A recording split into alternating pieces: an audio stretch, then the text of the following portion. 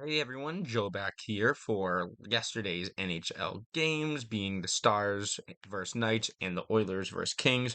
Let's just get right underway and talk about some really poor lineup decisions, in my opinion, for the Golden Knights. It's one of those things, if it ain't broke, don't fix it. Montgomery has been making the same issues in Boston. And Bruce Cassidy, he replaces Logan Thompson with Aiden Hill. Logan Thompson has easily been their best player over the course of these playoffs, and he blames him for the last two losses. I don't think so, buddy. And then Aiden Hill comes in. He doesn't do bad, but he doesn't get the win. Looks really bad for you, Cassidy. And also he messed up that one line that I said was going very, very well in the Eichel, Barbashev, and Marchessault line. He shuffled out Barbashev with Hurdle. Not sure. Not sure why that was done. On the other end of the puck, I'm not sure if this is a new line. If it is, then a lot of props for Jason Robertson. He was on a line with Rope Hintz and Joe Pavelski, two players that have not shown anything these playoffs that we expected a lot more from. Pavelski in terms of leadership, and Hintz in terms of just being a young player going out there and creating chances and scoring. Something he's been known to do and did a lot of in last year's playoffs. So those guys have been pretty quiet. Robertson has been decent. He had a couple goals before tonight. Not definitely not bad from Jason Robertson, but I'm not sure if they. I think they probably put that line together to try to get Robertson to spark something from those two players, and I think that was a great look for Robertson in order to boost his confidence, and it showed tonight because he did score, but we'll get into that later. We're going to start with the opening goal, which honestly, we don't really need to discuss that much. It was basically a mirror goal from the first goal of the series. Hannafin on the power play early in the game from the point, tipped in by Mark Stone, two players that are only there because of LTIR.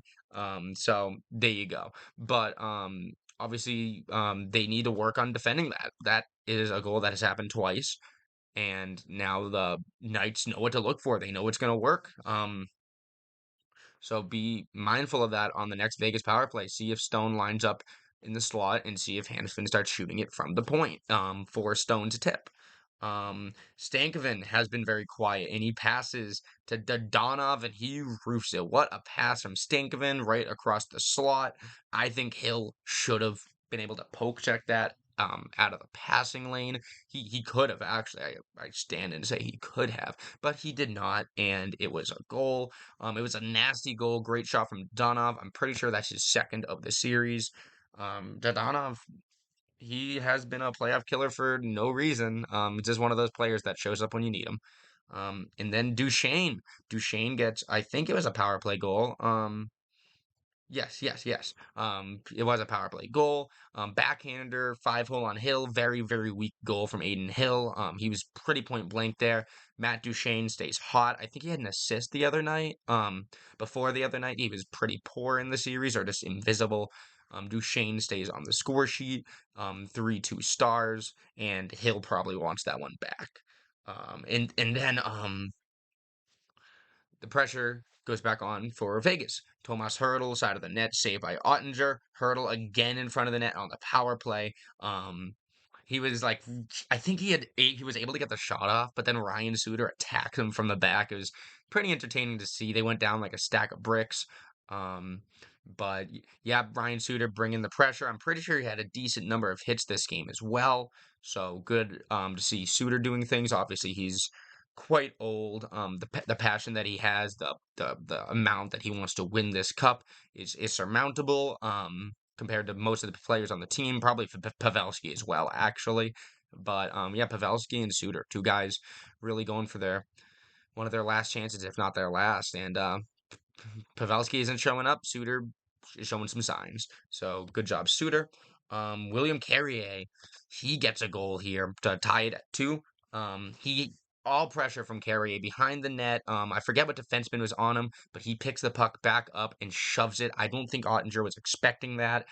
He all the pressure shoves it, basically shoves his pad into the goal. Good work. And by the way, this is all in the first period so far, so big offensive breakout for both the teams and some rough goaltending all around. I do think that both of the Vegas goals were I don't know.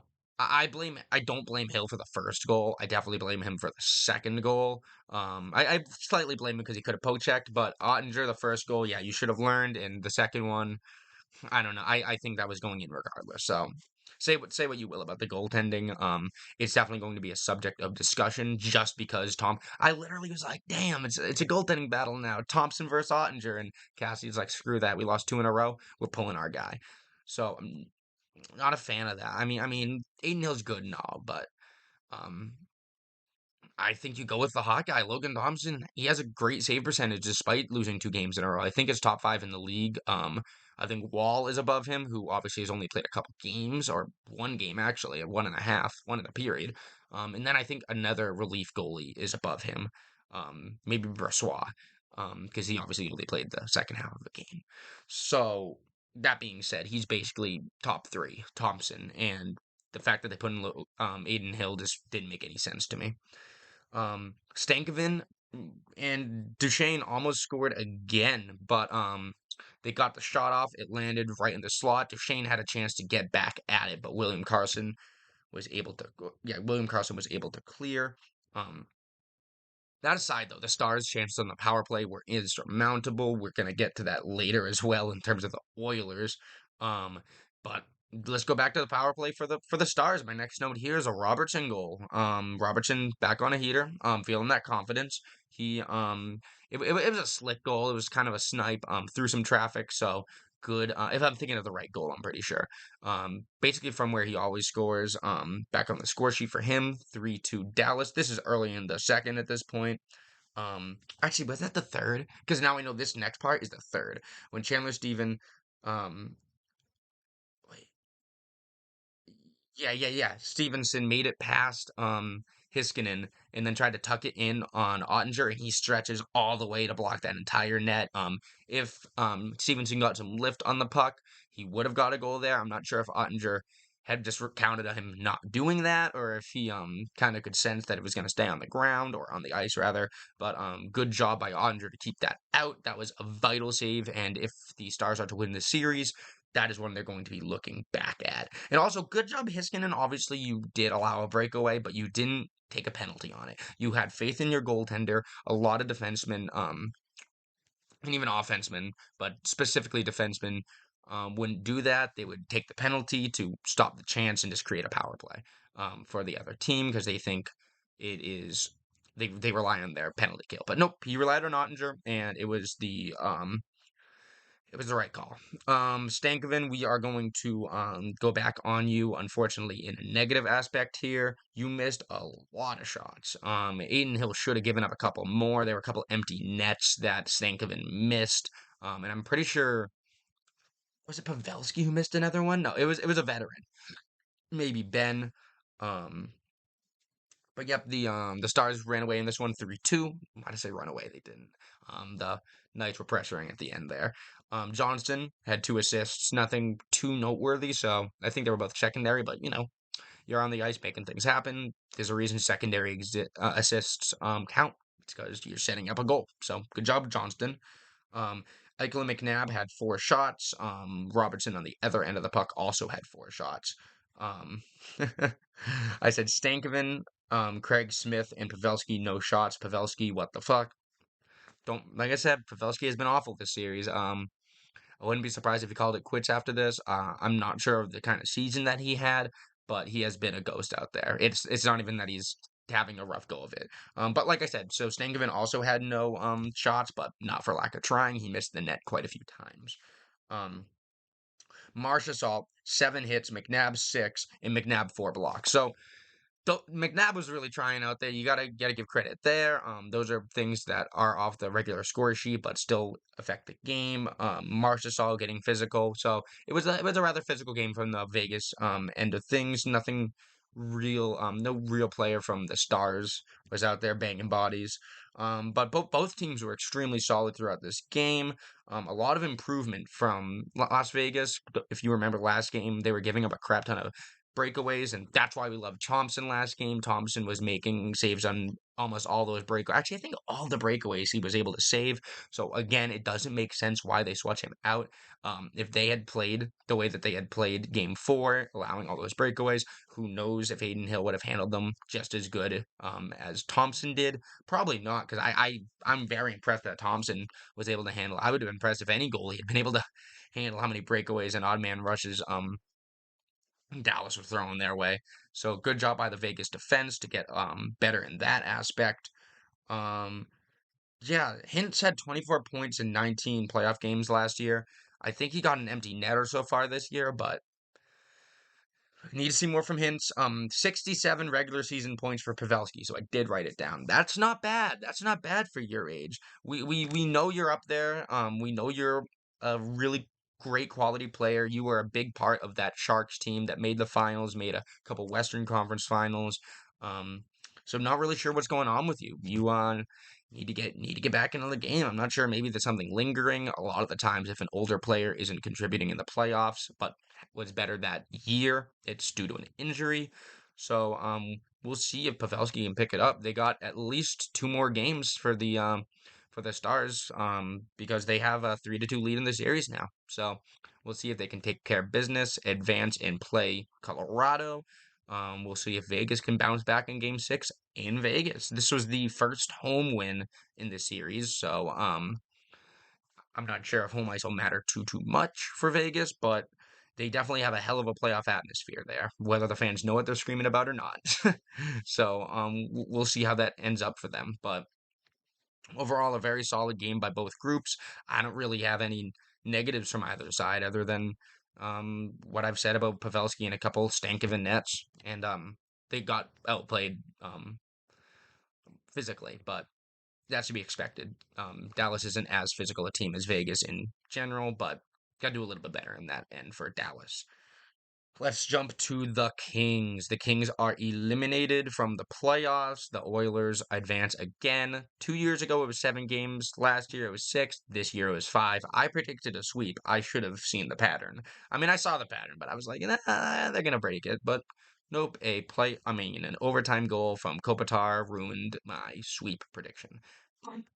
Pretty damn close. So let's talk about the game real quick. Doughty was huge in this game. Mikey Anderson was injured early in the first, so Doughty had to pick up his slack. He had played like damn near 10 minutes, like with 5 minutes left in the first. Third. Mikey Anderson did end up coming back though.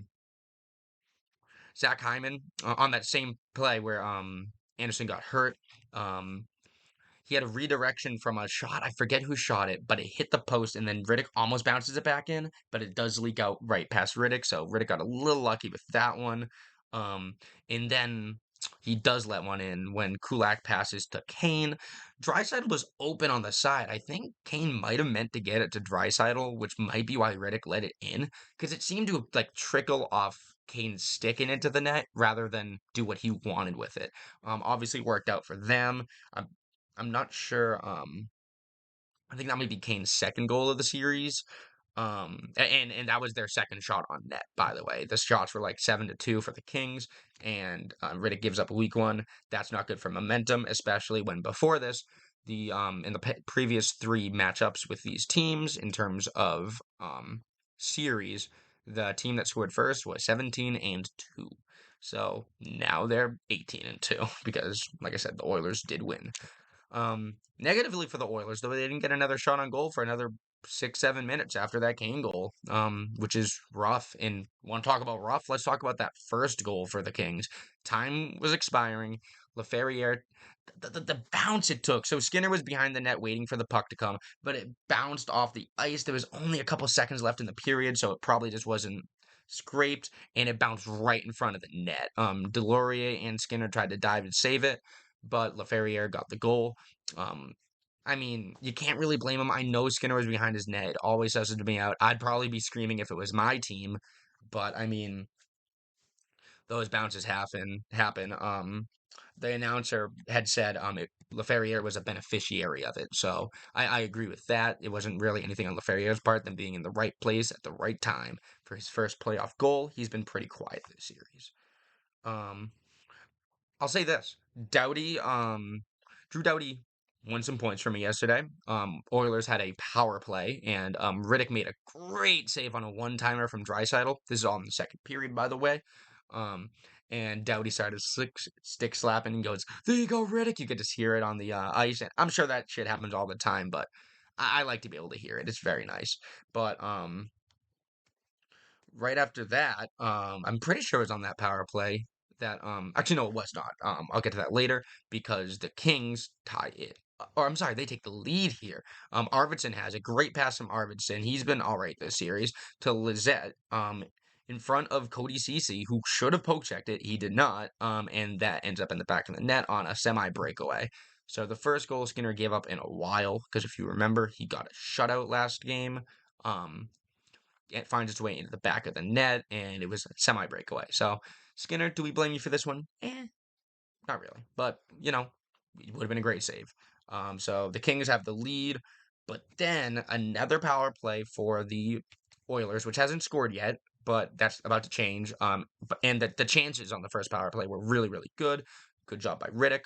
Another great job by Riddick, and it hurts. He catches it in his glove, but the strength of the shot from Draisaitl, the strength of the one timer, sends it behind the line, and he brings it back, tries to say that it didn't go in. They had to review it. I wanted the Oilers to win this game. I had honestly hoped that it didn't go in just for that save. It was like not as good as the Bobrovsky behind the back, but like it was up there. Up there with the Olmark save on the doorstep. It was basically the same thing as that one, but better. And he didn't get the save. It was unfortunate. I thought that would have been really, really cool, highlight worthy for David Riddick, who I think has been forgotten about over the last few years in the NHL. He was pretty dang good for the Flames, overlooked because Markstrom exists. But yeah, Riddick has always been a solid goalie in my opinion, and that would have really been a nice highlight reel save for him. Um, and then yep, the Oilers go back to the power play, and they the Kings kill it off because as soon as the player steps out of the box, Draisaitl scores on a one-timer. The Oilers power play is back. That is 2 for Draisaitl. Back to back. He had 5 shots on goal in the second period, and 2 of those went in the back of the net. And let's not end the second period yet, because another power play, Bouchard hammers on the net. It bounces off of Nugent Hopkins and lands right in the crease, and Hyman just has to slip it home. And now he is tied with 7 goals with Valerie Nikushkin for the lead in the NHL. So Hyman and Nikushkin, 7 goals each, lead the league. Um, I, I don't want to hear it about Hyman anymore. I mean, I get it. He tipped this one in two. But I mean, if it was easy, then everyone would be doing it, right? Everyone would be getting these goals. They're not. So props to Hyman. He is very, very good at this. I'm glad he found something that he's good at, and I'm really glad it happened after he left the Leafs. But let's move on to the third. There was one chance for Evander Kane. He almost got it in. He is so fast. I didn't realize how fast this guy was. He like the defender for LA was way ahead of him, and Kane caught up. I did not realize your speed, and you're not young. You're let me see. I'm gonna have to guess like 31 or something like that. 32, pretty dang close. Um, but yeah, good hustle from Evander Kane. Great athlete. Matt Roy's shot was tipped halfway in by Kempe. He gets his fourth. Another goal for another tip in against Stuart Skinner. Skinner has to work on the tips for sure. Other than that, he's been very, very solid this game and a lot of this series. Obviously, the shutout in Game 4. This happened right when they pulled the goalie as well. Now they are down by 1 with 2.5 to go, so they do hesitate on pulling the goalie again. However, the Oilers are able to kill it off with little to no worry. There were a couple points where I think they did get a couple shots off that were decent shots, but for the most part, Edmonton did what they needed to do in terms of making sure the scoring chances were minimal, and they won. They won the series. Only Trevor Lewis and guess who? Pierre-Luc Dubois had no shot for the offense. Arvidsson 7 hits, Roy 6, Draisaitl 6 shots. Obviously, 5 of those coming in the second. McDavid and Hyman with 4. So McDavid shooting the puck again. He had a couple decent one timers, especially on the power play. Darnell Nurse. I'm very very critical of you, sir. You have a bad contract, but you did have 6 blocks, so good. Maybe all 6 of those blocks were on Pierre-Luc Dubois. Jeez. Everyone's saying like, "Oh, Pierre-Luc Dubois was the biggest disappointment." I'm like, he had 1 point this whole series. I'm like, dog, like, well, if you didn't expect shit from him, like me, this is kind of what we expect, or what I expected from Pierre-Luc Dubois. Horrible contract. I'm. Could you imagine if that Omar trade happened? Um, would this series have gone on longer? I don't know. I think he would have had a couple more saves than Talbot and Riddick. Obviously, he's a better goalie than both of those guys. I think they're both decent, though. Um, who knows if it goes further? I don't think they win, though. I don't think they win. Does it help the Bruins, the Pierre-Luc Dubois trade? I want to say maybe just because Coyle and Zaka have been pretty bad.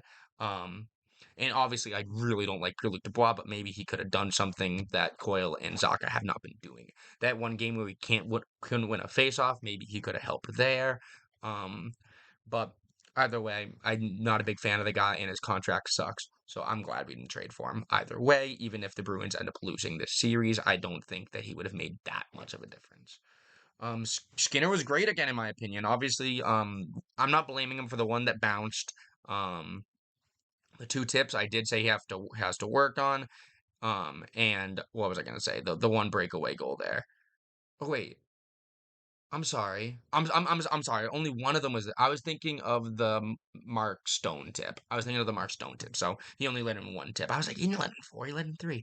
Um, so one of them was a breaker. One of them was a tip. One of them definitely can't blame him for. So I think Skinner had a great night overall. This is the most important thing I think for the Oilers moving forward.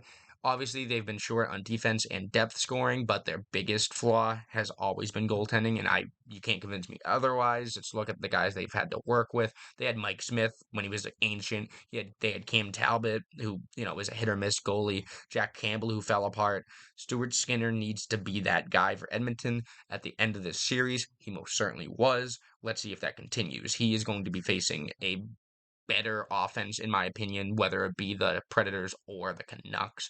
The Canucks will just keep hammering no matter what line it is. As long as they get out of this funk where they're not scoring, or I'm sorry, not getting that many shots on net, they don't have to deal with a defenseman like Yossi, though, so that'll be nice. I think the Canucks will be able to get more shots on net were they to advance.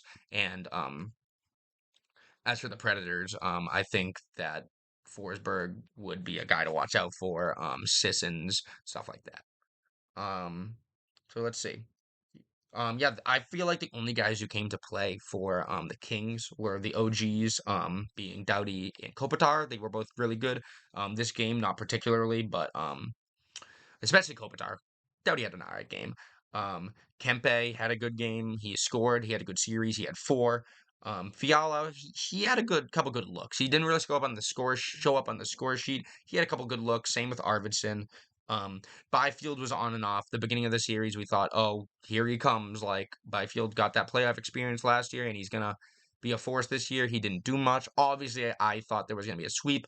I just, you know, he didn't do much at the end of the series to prevent that from happening. Um, let's talk about the future of the LA Kings, and it is not a good future. They have the Arvidsson contract signing running out for UFA, so I think Arvidsson is probably going to be gone. Trevor Lewis is also a UFA. This was his homecoming season. This was him coming back to the Kings, similar to how Krejci came back to the Bruins last year. I don't think that aspirations were as high for the Kings this year as they were for the Bruins last year. Um, but I think Lewis is done after this. I think he's probably going to end up retiring. Um, and it's just, I'm glad to see him retire as a King, as he should, as an LA King, I do mean. But yep, respect and honor to Trevor Lewis. I expect that announcement to be coming in the early summer. And Matt Roy is also expiring. I don't see them re-signing him. For RFAs, Byfield, Lizotte, Grundstrom, and Spence. I could see them re-signing all these guys. I don't think anyone here is gonna end up being a mightily expensive contract, other than maybe Byfield. But I think he's still like in below 5K, 5K, below 5 mil range. Lizotte, Grundstrom, and Spence are probably gonna be 2 million or less. Um, but they're stuck with that PLD contract. I can't believe they were close to trading it to the Bruins. I think it's ugly. I think it's disgusting. I think that now that we've seen what happened in the playoffs, they're not going to be able to offload him. I think if they were able to get rid of him, it would be to a bottom feeder team. It would be like maybe like the Utah Yetis would take him or something like that. Definitely not the Flyers because of his history with Tortorella. Definitely not the Jackets because he's already been there. They don't probably want him back, even though Tortorella's gone. Um, I think he's going to a bottom dweller if he leaves at all, but I don't think they're going to be able to get rid of his contract, unfortunately. Um, I don't think you trade too many other pieces for the Kings. I think we're in an awkward position here, where they're not going to be very good, but they're not going to be bad enough where they can get a draft pick. So with other teams hopefully on the rise in in the West, I think Minnesota's going to have a better year next year. I think Seattle could make a fight for that spot. I think the Kings could see themselves being an odd man out, especially as teams such as like the Blackhawks and the Ducks are picking up these bottom feeder picks. I think that the Kings are just going to find themselves in a weird middle spot and not do very well at all for the next couple of years. So I think it's going to be rough sledding for them. And that kind of stinks that that's how Kopitar and Doughty are going to go out, but they can't carry this team anymore, unfortunately. But yeah, that is all. Tonight we have one game, the Bruins Leafs. I'm not going to say too much on it. The only thing I'm going to say is that I obviously Toronto's on home ice and that's an advantage. I just hope that the Bruins feed off the hate, right? I know Toronto did the other night. Marchand just seems like a guy who's going to feed off the hate. Frederick seems like a guy who's going to feed off the hate. Um, so that's what I hope to see from the Bruins. Just feed off of the hate, come out stronger, know what happened last year, know what's going to happen to you guys if it happens again this year. But that is all. Thank you guys for watching. Leave a like, comment, and subscribe, and I will talk to you tomorrow.